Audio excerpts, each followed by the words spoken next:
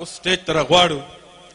ما وې چې دا شعرونه د هغې په درناوي کې وم چې دا د وختونو د نصاب په پاڼه پاڼه لیکم،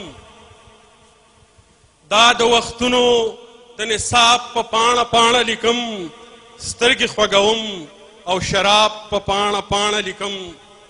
د دوزخونو منځ کې ناست یم خپل خوار ولس له، د دوزخونو منځ کې ناست یم خپل خوار ولس له، د خپلې برخې لوی عذاب په پاڼه پاڼه لیکم.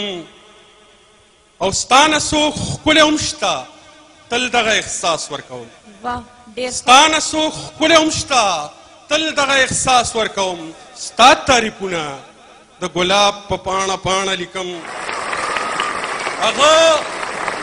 هغه یو سوال زما نه په دوه ګوتې کاغذ کړی و، هغه یو سوال ما نه په دوه ګوتې کاغذ کړی و.